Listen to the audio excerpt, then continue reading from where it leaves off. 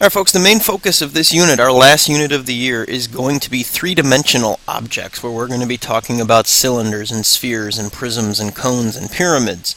However, in order to understand those, we have to have a firm grasp on some of our two-dimensional shapes, mainly about area of those shapes. This is all stuff that should be review for you. Some of it you may not have seen in great detail. We're going to go through and review the two-dimensional area for a few days here, not spend a ton of time on it, but all of our assessments are going to be based off of our three-dimensional figures that we're going to get into in a few days. So, this first video, we're going to jam in everything we know about area of a triangle, parallelogram, trapezoid, kite, or rhombus. I've given you the formulas here. I'm going to give you those formulas when we take tests and quizzes as well. This isn't going to be a unit where I'm expecting you to memorize formulas. It's a unit where I want you to be able to apply those to different situations. We will have a second video that's going to cover real briefly area of a circle. We've done that already. Shouldn't take much at all. And an area of a regular polygon. I haven't included that formula here yet because that one's a little bit trickier, and so we'll spend a little bit more time on that one just on its own. First things first, let's understand exactly what we have here. Capital A, and it's going to be big in this, especially as we get to regular polygons, that we use a capital A for our area. Area of any shape is going to be a capital A. Any lowercase b is going to stand for a base or a base length. And any lowercase h is going to be a height or a height length. And we'll talk in more detail about that with some specific objects in a minute. Lowercase r is your radius. Lowercase d, as you see in our diagonal or in our kite and rhombus, is going to stand for diagonals. Those are going to be important that we understand exactly what all these variables mean.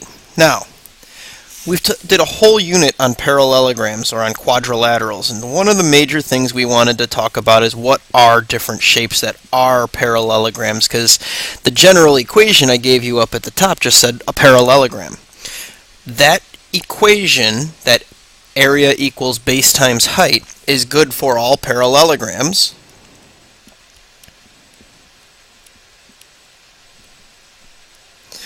And we oftentimes saw parallelograms listed this way. But what you have to be careful about with that, if I call this my base length, my height is not this side length. Your height is always the perpendicular distance between your bases. That's going to be my height. That's an important idea in not just parallelograms, but also with triangles and with trapezoids. Other shapes that were parallelograms are squares, rectangles, and also a rhombus. So really, we're going to talk about two possible ways to find the area of a rhombus. We can use our parallelogram formula, area equals base times height, or we could use our kite and rhombus formula, which is area is 1/2 of diagonal 1 times diagonal 2. Now, I'm only going to go through a couple of these examples with you. I'm not going to spend a ton of time on everything. Some of these we're going to go over and wait and do in class together. In example number 1, it says, find the area of the parallelogram. Once we see and know it's a parallelogram, we know we're using this formula, area equals base times height. The base in this case, you can use either side length, but the easiest one would be to use this side length. So when I see that, I should recognize that it's a parallelogram. My opposite sides are congruent. These are opposite sides. That makes this side length 11. My base length is 11 millimeters. But recall what I talked about with height. It is not 34 millimeters. Height is perpendicular distance between bases, and that's why we have this drawn off to the side here. I know that that's going to be my perpendicular, I know that opposite sides are congruent. If this side length is 34, this side length is 34, my height is represented by this segment, which happens to be the side length of a right triangle. So at times, when I'm looking to find area, I'm going to have to use other methods to find pieces that I need, like a height length or a base length. In this case, I need the Pythagorean theorem. Leg squared, which is h squared, plus leg squared, which is 30 squared, equals hypotenuse squared, which is 34 squared. Doing all of the algebra for that, without going through it, I should find that my h, my height, is 16.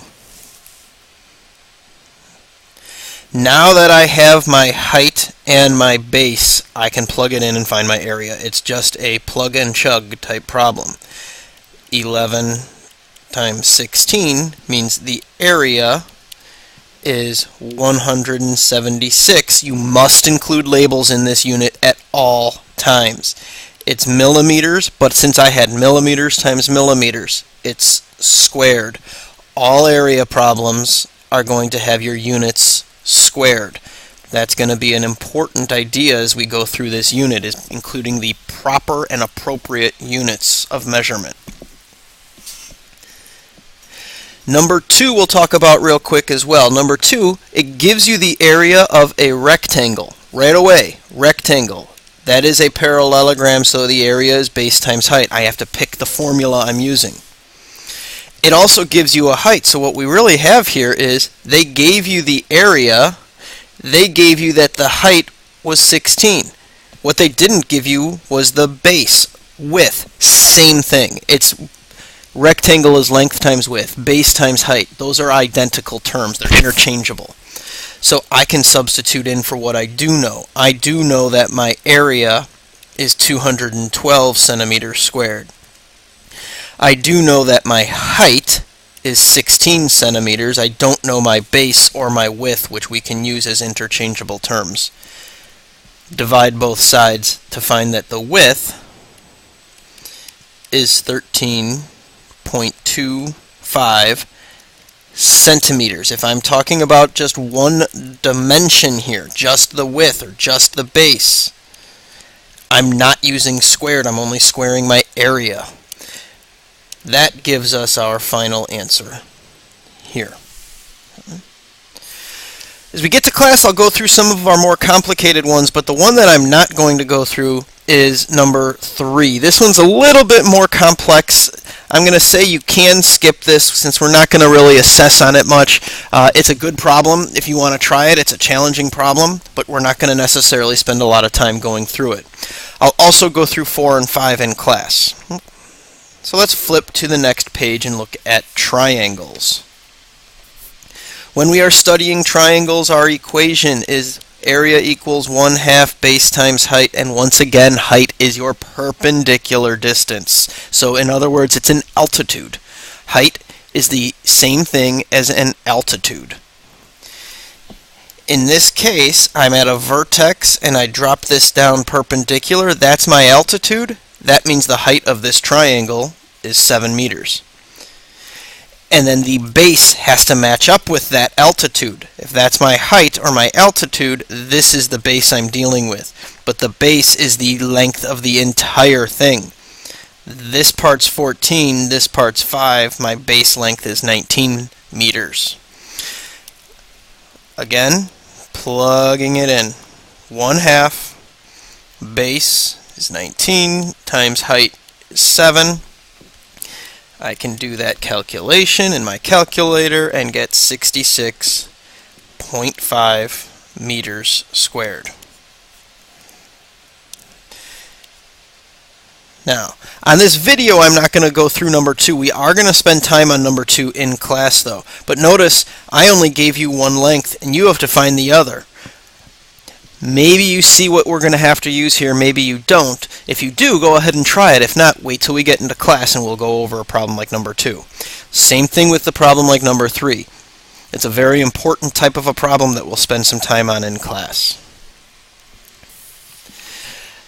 Number 1 for trapezoid. As soon as we see trapezoid, we have to go to our equation, our formula that we're using. It's 1/2 b1 plus b2 times my height. b1 and b2 are your two bases. It doesn't matter which one is base 1 and which one is base 2. Okay? In an example like this, I might call this base 1, this base 2. In a trapezoid, your bases are your opposite sides that are parallel. Remember that from our quadrilaterals unit.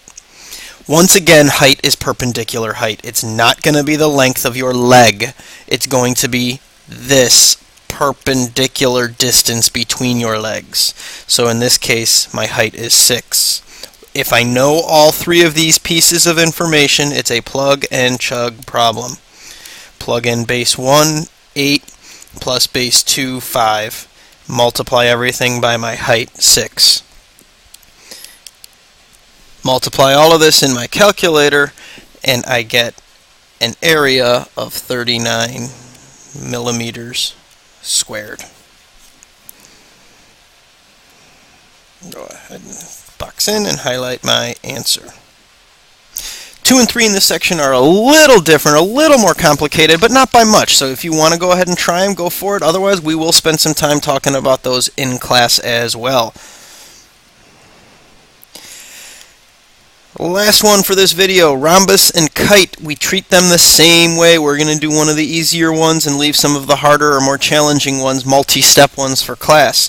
This first one is a little bit easier. This formula for a rhombus or a kite is that it's equal to 1/2 diagonal 1 times diagonal 2. Remember, the diagonals of a rhombus bisect each other. If that's 14, this is 14, that gives me a diagonal of 28 inches. If that's 34, that's 34, that gives me a diagonal of 68 inches. I have my two pieces of information. I plug them in.